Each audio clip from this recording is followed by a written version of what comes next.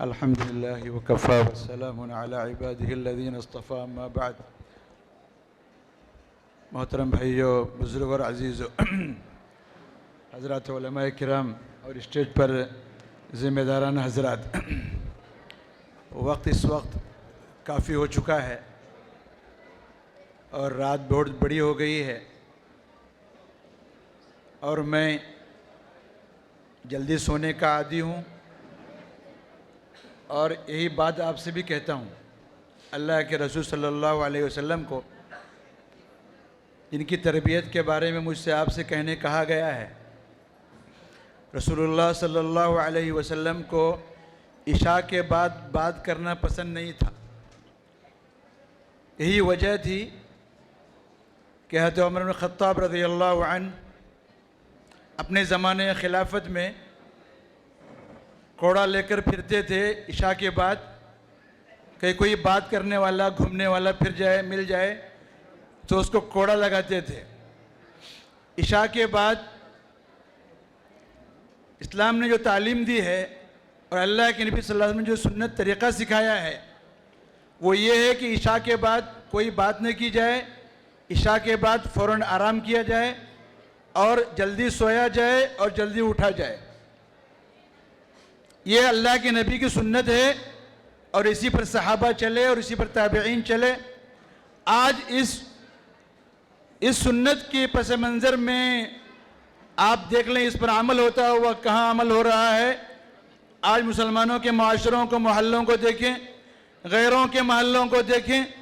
غیروں کے محلے 9 بجے وہاں سناٹا چھا جاتا ہے، اور ہمارے محلوں میں آپ دیکھ لیں رات کے 12 بجے تک لوگ پھرتے ہیں.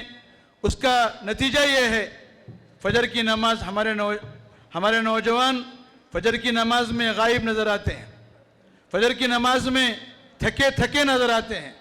اور اکثر جو فجر کی نماز میں آتے ہیں وہ کیسے مرے آتے ہیں، کس سستی کے ساتھ آتے ہیں، اور آنے کے بعد پھر جا کر سونے کی نیت لے کر آتے ہیں. اللہ کے نبی صلی اللہ علیہ وسلم نے جو معاشرہ چھوڑا تھا اور جو معاشرہ پیدا کیا تھا، جس معاشرے کو آپ نے تیار کیا تھا، اس معاشرے میں فجر کی نماز کے بعد کوئی صحابی سونے والا نہیں تھا. کوئی ایک صحابی آپ بتائیں جو فجر کی نماز کے بعد سوتا ہو. آج ہمارا حال یہ ہے کہ ہم نے نبی کی سنت کے خلاف عمل کیا. اس کا نتیجہ یہ ہے بیماریاں، دشواریاں، پریشانیاں، الجھنیں، تکلیفیں، مصائب، مشکلات. آج ہم کو جو کرنا چاہیے تھا وہ غیر کر رہے ہیں، اور ہمیں جو کرنا چاہیے تھا ہم اس کے الٹے خلاف چل رہے ہیں. ضرورت ہے اس بات کی اس وقت کہ اللہ کے نبی کی سنت کو زندہ کیا جائے. ہم جلدی سوئیں گے، جلدی اٹھیں گے. اللہ کے نبی صلی اللہ علیہ وسلم نے ایک معاشرہ تیار کیا تھا، وہ صحابہ کا معاشرہ تھا جن کے بارے میں علامہ اقبال نے کہا جو خود نہ تھے راہ پر، جو نہ تھے خود راہ پر، اوروں کے ہادی بن گئے. کیا نظر تھی جس نے مردوں کو مسیحا کر دیا. جو خود راہ پر نہیں تھے، ایسی نظر اللہ کے نبی کی نظر تھی. آپ نے ایسی تربیت فرمائی صحابہ کی، ایسی تربیت فرمائی. جو نہ تھے خود راہ پر، اوروں کے ہادی بن گئے. کیا نظر تھی جس نے مردوں کو مسیحا کر دیا. مردہ کسے کہتے ہیں؟ جس کے اندر جان نہیں ہے. اور مسیحا کسے کہتے ہیں؟ حضرت مسیح علیہ السلام کو مسیح کہتے ہیں. کیا وجہ ہے؟ مسیح کے کیا معنی ہیں؟ مسیح وہ ہے، ایک تو مردہ ہے جو مر گیا ہے، اور ایک مسیح کہتے ہیں وہ جو مردے کو ہاتھ لگائے تو وہ زندہ ہو جائے. اللہ کے نبی صلی اللہ علیہ وسلم جب آئے تھے تو یہ مردہ تھے، کافر تھے، بے ایمان تھے، ان کے اندر ایمان نہیں تھا. لیکن اللہ کے نبی نے جب دعوت والا کام شروع کیا اور صحابہ پر جب محنت کی تو اس میں سے ایسے لوگ پیدا ہوئے. آپ نے ایسی تربیت فرمائی، ایسی شاندار تربیت فرمائی. اس شاندار تربیت کے چند نمونے میں آپ کے سامنے پیش کرتا ہوں. حضرت عمر کا زمانہ ہے، کسرا فتح ہوتا ہے. کسرا کا تاج ایک صحابی کو ملتا ہے، ایک صحابی کو کسرا کا تاج ملتا ہے. وہ تاج لے کر آتا ہے. تاج لاتا ہے اس طرح کہ اپنے چہرے کو کپڑے سے باندھ لیتا ہے، اور باندھ کر حضرت عمر کے پاؤں پر، حضرت عمر کے سامنے وہ لا کر اس تاج کو ڈال دیتا ہے. حضرت عمر پوچھتے ہیں کہ تم کون ہو؟ تم کون ہو؟ چہرہ ڈھپا ہوا ہے. کسرا اس زمانے کا سب سے بڑا بادشاہ اس کا تاج لایا ہے اور تاج لا کر سامنے گرا دیتا ہے. جب حضرت عمر رضی اللہ عنہ عمر بن خطاب پوچھتے ہیں کہ تم کون ہو تو وہ جواب دیتا ہے کہ جس ذات کے لیے میں نے کیا ہے وہ میرا نام تم سے بہتر جانتا ہے. کیا اخلاص پیدا کیا, کیا للہیت پیدا کیا, کیا ایثار پیدا کیا, کیا اخلاق پیدا کیا, کیسے کردار پیدا کیا. ایک صحابی حضور کی خدمت میں آتے ہیں اور کہتے ہیں یا رسول اللہ مجھے زنا کی اجازت دیجیے. کس سے بات ہو رہی ہے؟ اللہ کے نبی سے. پوچھنے والا کون؟ کیا پوچھ رہا ہے؟ اندازہ کیجیے. ایک صحابی نے کہا یا رسول اللہ مجھے زنا کی اجازت دیجیے, زنا کی اجازت. ایسا بدترین عمل. اللہ کے نبی صلی اللہ علیہ وسلم ناراض نہیں ہوئے, آپ غصہ نہیں ہوئے. ہم اور آپ ہوتے تو پھٹکارتے اس کو, ڈانٹتے اس کو, لیکن وہاں پر حلم تھا, وہاں پر اخلاق تھے. آپ صلی اللہ علیہ وسلم اخلاق کے اعلیٰ نمونہ تھے. آپ نے اس سے پوچھا کیا تمہاری ماں ہے؟ کہا ہے. کیا تم برداشت کرو کہ تمہارے ماں کے ساتھ کوئی یہ کام کرے؟ کہا نہیں یا رسول اللہ. کیا تمہاری بہن ہے؟ کہا ہے. کیا تمہاری بہن کے ساتھ کوئی یہ برتاؤ کرے گا تم چاہو گے؟ کہا نہیں. کہا تمہاری بیٹی ہے؟ اس طرح آپ نے پوچھا اور پوچھنے پر اس نے سب جواب دیا. کہا کہ پھر اس کو کہا دیکھو جس کے ساتھ تم یہ کرنے جا رہے ہو وہ کسی کی بیٹی ہے, وہ کسی کی ماں ہے, وہ کسی کی بہن ہے, وہ کسی کی بیوی ہے. جیسے تم پسند نہیں کرتے ہو اپنی بیوی کے لیے, تم پسند نہیں کرتے ہو اپنی بیٹی کے لیے, تم پسند نہیں کرتے ہو اپنی بہن کے لیے, تم نہیں پسند کرتے ہو اپنی بیوی کے لیے کہ کوئی اسے زنا کرے, وہ بھی نہیں چاہتا کہ اس کے ساتھ یہ عمل ہو. اللہ کے رسول صلی اللہ علیہ وسلم نے ایسا سمجھایا اور اس کے سینے پر ہاتھ پھیرا کہ اس کا دل صاف ہو گیا. کیسے آپ نے صحابہ کی تربیت فرمائی. ایک صحابی کو دیکھا ہاتھ میں سونے کی انگوٹھی ہے. کیا ہے؟ سونے کی انگوٹھی ہے. آپ نے وہ انگوٹھی ہاتھ سے نکال لی اور نکال کر یوں کہا کیا تم میں سے کوئی آگ کی چنگاری کو ہاتھ میں لینا چاہتا ہے؟ آگ کی ایامد احدکم الی جمرۃ من نار. کیا تم میں سے کوئی آدمی سونے کی انگوٹھی ہاتھ میں لیتا ہے, سونے کے انگارہ ہاتھ میں لیتا ہے اور پھر اس کو نکال کر اس کو پھینک دیا. رسول اللہ صلی اللہ علیہ وسلم چلے گئے, صحابہ بعد میں بھی چلے گئے. کسی نے ان سے کہا کہ وہ انگوٹھی تم لے لو, وہ تمہارے کام کی ہے, اس کو بیچ دو پیسہ ملے گا, یا اس کو اپنی بہن کو پہنا دو, بیوی کو پہنا دو. لیکن اس نے کہا, اس صحابی نے کہا کہ وہ چیز جس کو رسول اللہ صلی اللہ علیہ وسلم نے میرے ہاتھ سے لے کر پھینک دیا اس کو میں نہیں لے سکتا. حالانکہ لینا جائز تھا, کوئی مسئلہ نہیں تھا, لیکن جس چیز کو اللہ کے رسول صلی اللہ علیہ وسلم نے پھینک دیا اور اس کو پھر نہیں لیا, کیسی تربیت اللہ کے رسول نے فرمائی تھی, کیسا اخلاص, کیسا اعمال, کیسا کردار, کیسی نیت. ایک آدمی آتا ہے حضور کی خدمت میں, مسجد نبوی ہے, ایک آدمی آ کر بیچ میں پیشاب کرتا ہے. صحابہ مارنے کو جاتے ہیں, آپ صلی اللہ علیہ وسلم نے روک دیا کہ مارو مت. اس صحابی کو اندازہ ہو گیا, نئے ایمان لائے تھے, انہیں پتہ نہیں تھا کہ مسجد میں پیشاب کرنا منع ہے. آیا اور پیشاب کرنا شروع کر دیا. صحابہ مارنے کو دوڑے. اللہ کے نبی صلی اللہ علیہ وسلم نے منع فرمایا اور فرمایا انما بعثتم میسرین ولم تبعثوا معسرین. تم آسانی بنانے والے بنا کر بھیجے گئے ہو, مشکل بنانے والے بنا کر نہیں بھیجے گئے ہو. اور پھر آپ نے صحابہ سے فرمایا کہ وہاں پر کیا کر دو, وہاں پر پانی کے ڈول ڈال دو. اس نے کہا, اس صحابی نے کہا میں نے آپ سے بڑھیا, آپ سے بہتر, آپ سے اچھا تربیت کرنے والا نہیں دیکھا. رسول اللہ صلی اللہ علیہ وسلم نے اپنے صحابہ کی وہ تربیت فرمائی اور وہ اس انداز میں تربیت فرمائی. عمر بن خطاب رضی اللہ عنہ کے بارے میں آتا ہے, اپنے زمانے خلافت میں ایک دفعہ بیٹھے ہوئے ہیں, اپنا کام کر رہے ہیں. ایک آدمی آتا ہے, کہتا ہے کہ فلاں نے مجھے ستایا ہے, مجھے انتقام دلوائیے. حضرت عمر کہتے ہیں کہ میں جب تمہارے کام کے لیے بیٹھتا ہوں تو کوئی نہیں آتا, جب اپنے کام کے لیے بیٹھتا ہوں تو تم یہ کہتے ہوئے آتے ہو کہ فلاں نے کیا, انتقام دلاؤ. اس کو ایک درہ مارا. جب درہ مارا وہ چلا گیا. تھوڑی دیر کے بعد اپنے آپ سے کہا اے عمر تو کیا تھا, تو بکریاں چراتا تھا, تیرا باپ خطاب تجھ سے کہتا تھا کہ عمر تجھے بکریاں چرانا بھی نہیں آتا، تو وہ تھا، تو ایسا تھا، تو ویسا تھا، تو کیا تھا، تیرے اندر پاس کیا تھا، تو ایک بکریوں کا چرواہا تھا، آج تو اسلام لایا، تو ایمان لایا، تو اللہ کے نبی کے ہاتھ میں اپنا ہاتھ دیا اور تجھے اللہ نے یہ مقام عطا فرمایا۔ آج کوئی آ کر یہ کہتا ہے تم سے کہ آپ مجھے بدلہ دلاؤ، تو اس کو تم کوڑا مارتے ہو۔ پھر اس کو حضرت عمر نے اس کو بلایا اور بلا کر کوڑا اس کے ہاتھ میں دیا اور کہا جیسے میں نے تجھے مارا ہے تو بھی مجھے کوڑا مار۔ کیا تربیت تھی رسول اللہ صلی اللہ علیہ وسلم کی، آپ نے صحابہ کو کیسے تربیت دیا، کیا تھے وہ جو نہ تھے خود راہ پر اوروں کے ہادی بن گئے، کیا نظر تھی جس نے مردوں کو مسیحا کر دیا۔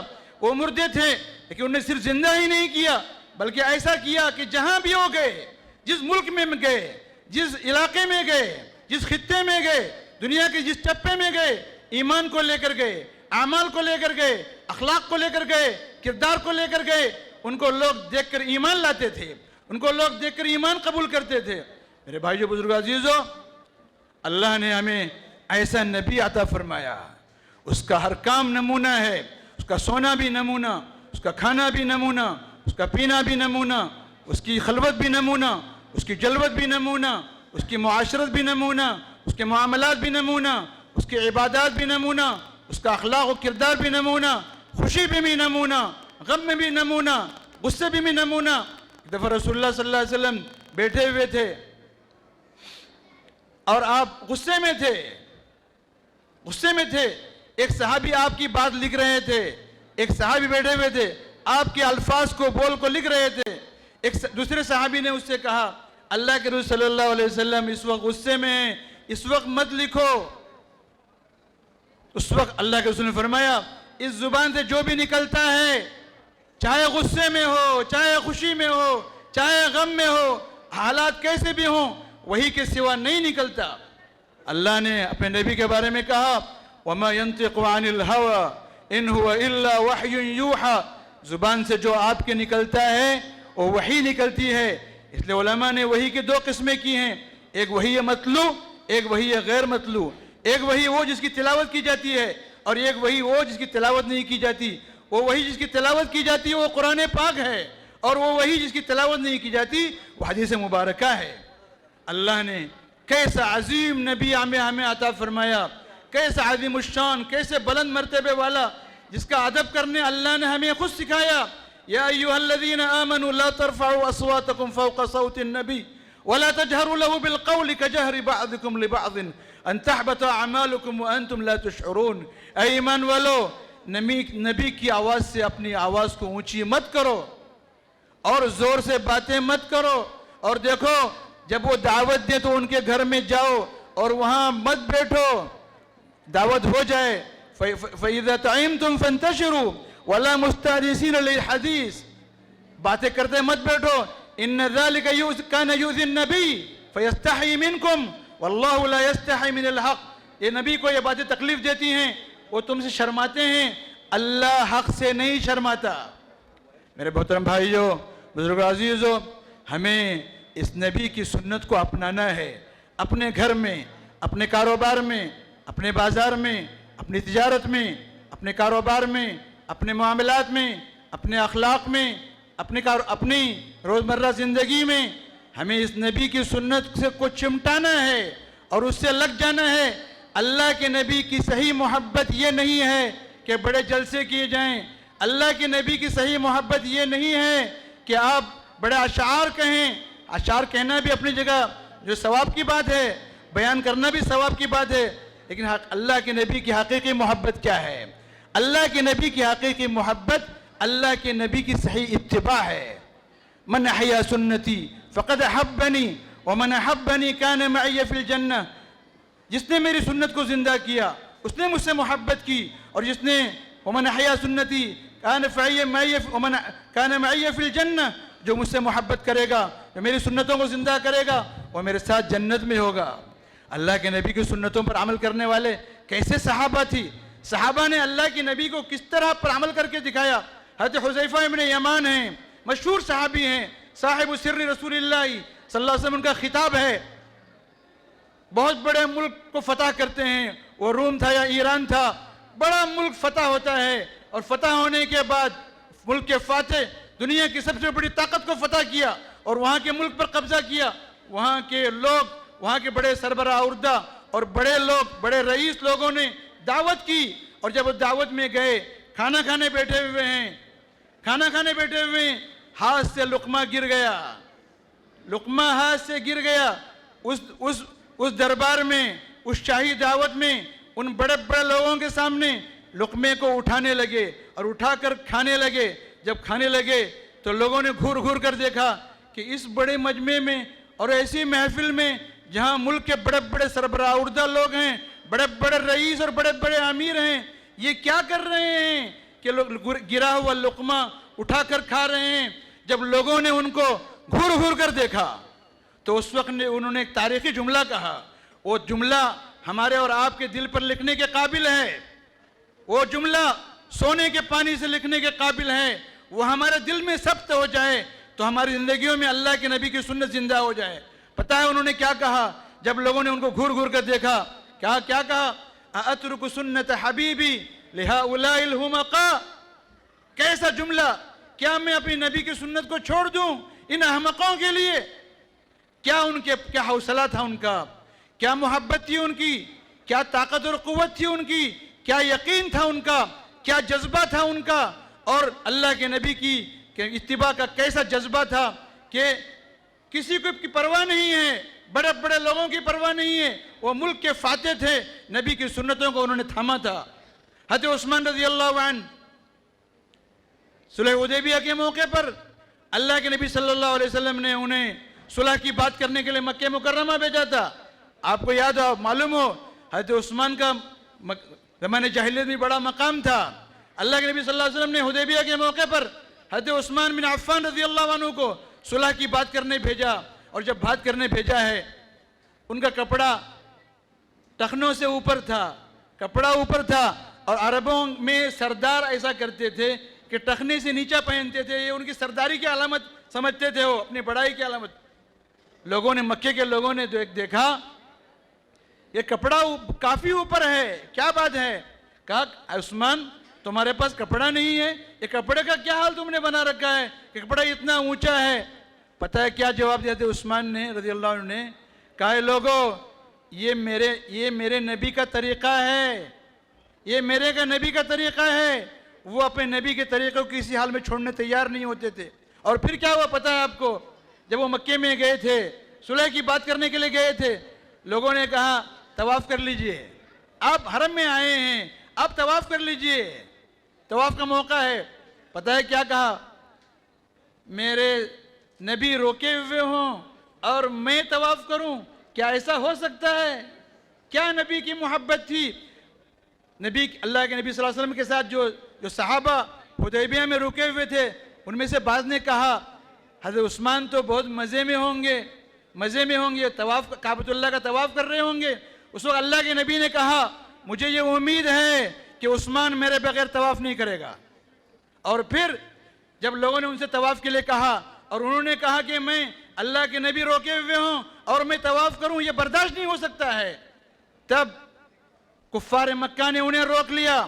اور روکنے کے بعد مسلمانوں میں یہ خبر مشہور ہو گئی کہ کفار نے حضرت عثمان کو شہید کر دیا.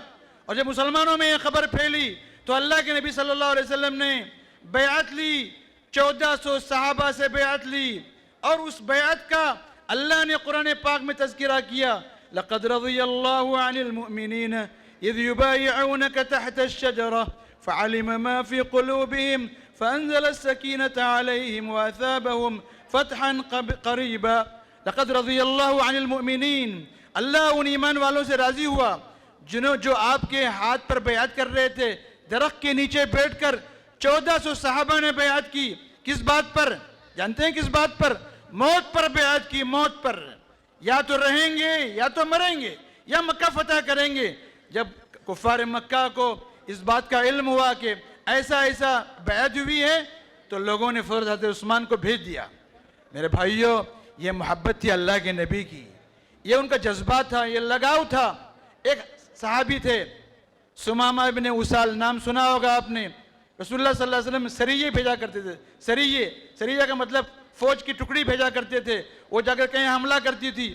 ایک جگہ صحابہ نے حملہ کیا، سب بھاگ کھڑے ہوئے، سردار اس کو غیرت آئی، کیسے بھاگوں، بھاگ نہیں سکتا، کیسے بھاگوں، وہ کھڑا ہو گیا، اس کا نام تھا سمامہ ابن اسال، کھڑا ہو گیا، صحابہ نے اس کو پکڑ کر لایا گیا۔ لانے کے بعد کہاں لایا گیا؟ اس زمانے میں کوئی جیل تو نہیں تھا، کوئی قید خانہ تو نہیں تھا، لایا گیا اور لا کر مسجد نبوی میں باندھ دیا گیا۔ اللہ کے نبی صلی اللہ علیہ وسلم کا وہاں سامنے سے گزرے، کہا یا سمامہ ما عندک یا سمامہ ما عندک اے سمامہ، تیرے پیاس کیا ہے؟ اتشہدو ان لا الہ الا اللہ وان محمد الرسول اللہ، کیا تم گواہی دیتے ہو اس بات کی کہ اللہ کے سوا کوئی معبود نہیں اور محمد صلی اللہ علیہ وسلم اللہ کے رسول ہیں؟ اس نے کہا نہیں، میں گواہی نہیں دیتا۔ پھر کیا کرتے ہو؟ فرمایا ان تقتل، اس نے کہا ان تقتل تقتل ذا دم وان تنعم تنعم علی شاکر، چاہے تو قتل کر دیجئے، قتل کا مستحق ہوں، چاہے معاف کر دیجئے، آپ کے انعام، آپ کا بدلہ چکاؤں گا۔ ایک دن گزرا، اس نے یہ جواب دیا، دوسرا دن گزرا، آپ نے جواب، پھر اس سے سامنا ہوا، پھر اللہ کے رسول نے پھر سوال کیا، پھر اس نے وہی جواب دیا، تیسرے دن پھر گزرا ہوا، اور تیسرے دن بھی اللہ کے نبی نے اس سے پوچھا اشہدو ان لا الہ الا اللہ وان محمد الرسول اللہ، کیا تم گواہی دیتے ہو کہ اللہ کے سوا کوئی معبود نہیں؟ اس نے کہا نہیں، مارنا تو مار دیجئے، چھوڑنا تو چھوڑ دیجئے، ایمان لانے تیار نہیں۔ 3 دن تک صحابہ کے ماحول کو دیکھا، صحابہ کے اخلاق کو دیکھا، صحابہ کے رہن سہن کو دیکھا، صحابہ کی عادات کو دیکھا، صحابہ کے سجدوں کو دیکھا، صحابہ کی نمازوں کو دیکھا، صحابہ کے رونے کو دیکھا۔ صحابہ کیا تھے؟ اگر 2 لفظوں میں آپ سے کہوں میں صحابہ کی صفات، اگر آپ 2 جملوں میں چاہتے ہیں کہ صحابہ کی پوری زندگی کیا تھی، وہ یہ تھی رہبان باللیل وفرسان بالنہار، رات پر مسلح پر، رات میں کوئی ان کو دیکھے تو ایسا لگتا تھا کہ ان کو رونے کے سوا کچھ نہیں آتا، اور دن میں گھوڑوں کی پشتوں پر، دن میں انہیں کوئی دیکھے تو کہے گا کہ ان کو لڑنے کے سوا کوئی نہیں آتا، اور رہبان باللیل فرسان بالنہار تھے۔ میں آپ سے عرض کر رہا تھا کہ اللہ کے صلی اللہ علیہ وسلم نے تیسرے دن کہا کہ سمامہ کو چھوڑ دو، اطلقوا سمامۃ، سمامہ کو چھوڑ دو۔ سمامہ گئے، جا کر تھوڑی دیر کے بعد اچانک واپس آ گئے، وہ گئے، دور گئے، ایک چشمے کے پاس گئے، وہاں نہایا دھویا، کپڑے بدلے اور بدل کر اللہ کے نبی کے سامنے آئے اور کہا یا رسول اللہ مجھے ایمان میں داخل کر لیجئے، میں ایمان لانے کے لیے آیا ہوں۔ اور پھر جب ایمان لانے کے بعد کہا اے اللہ کے نبی دیکھیے تھوڑی دیر پہلے کافر تھے، تھوڑی دیر میں ایمان لائے، اور ایمان لانے کے بعد جذبہ دیکھیے، جوش دیکھیے، حوصلہ دیکھیے، دل کی بہادری دیکھیے۔ کیا کہا کہ اللہ کے نبی آج سے پہلے مجھے اگر کوئی شہر سب سے زیادہ مبغوض تھا تو وہ مدینے کا شہر تھا، لیکن آج میں اللہ کو گواہ کر کر کہتا ہوں آج مجھے سب سے زیادہ اگر کسی شہر سے محبت ہے تو وہ آپ کا مدینے کا شہر ہے۔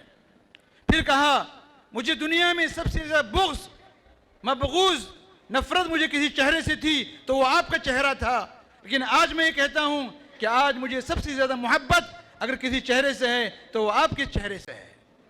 پھر کہا آج سے پہلے اگر دنیا میں مجھے کسی دین سے بغض تھا، کسی مذہب سے نفرت تھی تو وہ آپ کا دین تھا، لیکن آج جب میں ایمان لایا ہوں دنیا میں اگر سب سے کسی مذہب سے محبت ہے تو وہ دین اسلام ہے۔ کیا بات تھی؟ تھوڑی دیر پہلے کافر تھے، کلمہ پڑھنے تیار نہیں تھے، ایمان لانے تیار نہیں تھے، پکڑ کر لائے گئے تھے، لیکن تھوڑی ہی دیر میں ایسا ایمان، ایسا ان کے رگوں میں، ان کے خون میں بس گیا تھا۔ میرے محترم بھائی بزرگ عزیزو، میں نے کچھ واقعات آپ کے سامنے رکھیں، یہ اللہ کی نبی کی تربیت کے واقعات ہیں، ان پر اللہ کرے اللہ تعالی ہمیں اپنی سچی محبت نصیب فرمائے اور اللہ کے نبی کی سچی محبت نصیب فرمائے، اللہ کے نبی کے اخلاق ہم سب کو نصیب فرمائے۔ اور دیکھیے اس وقت جو بات میں نے شروع کی تھی وہ بات پھر ایک بار کہتا ہوں اور اس بات کہہ کے اپنی بات ختم کرتا ہوں۔ فجر کی نماز سب سے اہم ہمارا روزانہ امتحان ہوتا ہے، صاف کھل کر اس مجمع میں کہتا ہوں ہمارا روزانہ امتحان ہوتا ہے ایک مرتبہ، اور وہ فجر کے وقت ہوتا ہے۔ اور اللہ کے نبی صلی اللہ علیہ وسلم کے سامنے اس آدمی کا تذکرہ بھی کیا گیا تھا، صحیح مسلم کی روایت ہے کہ بال کہ رجل نام فی صلاۃ الصبح، اللہ کے رسول نے فرمایا ایک آدمی کا تذکرہ کیا گیا جو آدمی فجر کے وقت سو رہا تھا نماز کے وقت. اللہ کے رسول نے فرمایا جانتے ہو اس کے کان میں شیطان نے پیشاب کیا ہے، اس کے کان میں شیطان نے پیشاب کیا ہے. آج ہم یہاں سے سوچ کے اٹھیں کہ ہم نے جس طرح کا معاشرہ بنایا ہے، جس طرح کی عادات بنائی ہیں، جس طرح کا ماحول بنایا ہے، اس ماحول کو ہمیں بدلنا ہے. ہمیں اللہ کے نبی کی سنتوں کو زندہ کرنا ہے.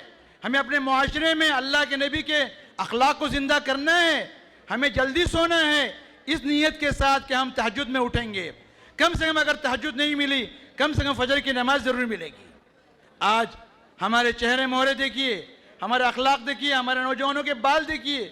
اللہ کے نبی صلی اللہ علیہ وسلم نے جن بالوں سے منع فرمایا تھا، یہودیوں کا طرز، غیر مسلموں کا طرز آج ہمارے چہروں پر. آج دوست سے محبت، باپ سے محبت نہیں، دوست سے محبت. اور یہ قیامت کی علامتوں میں سے ایک علامت ہے. اللہ کے رسول نے فرمایا تھا وہ آدمی ذلیل ہو، وہ آدمی ذلیل ہو. پھر فرمایا رغم انف، فلاں آدمی ذلیل ہو. صحابہ نے پوچھا یا رسول اللہ کون سا آدمی ذلیل ہو؟ فرمایا جو آدمی اپنے ماں باپ کو بڑھاپے کی حالت میں پائے، ایک کو پائے یا دو کو پائے اور ان کی خدمت کر کے جنت میں داخل نہ ہو جائے، وہ آدمی ذلیل ہو. آج کا معاشرہ جو ہو گیا ہے، دوست سے بہت محبت ہے، باپ سے محبت نہیں ہے، باپ سے تعلق نہیں ہے، باپ کی خدمت نہیں ہے. سب سے پہلا حق نوجوانوں پر جو ہے وہ ماں باپ کا سب سے بڑا حق ہے. آپ کمائیں، سب سے پہلا حق اپنے ماں باپ کا ہے. اپنے ماں باپ کو حق کو ادا کریں گے. دیکھیے دو باتیں پکی ہیں اور یہ ثابت ہیں، تاریخی ہیں، تجربے کی ہیں. جو آدمی استاد کی خدمت کرے گا اس کو علم ضرور ملے گا، کچھ ملے یا نہ ملے اس کو علم ضرور ملے گا جو استاد کی خدمت کرے گا. ایک بات. دوسری بات، جو ماں باپ کی خدمت کرے گا، یاد رکھ لیجئے، جو ماں باپ کی خدمت کرے گا وہ خوشحالی ضرور دیکھے گا. دیکھیے کسی گھر میں 5 بھائی ہیں، بڑا غور سے دیکھیے 5 بھائی ہیں، سب سے خوشحال اس میں سے کون سا بھائی ہے؟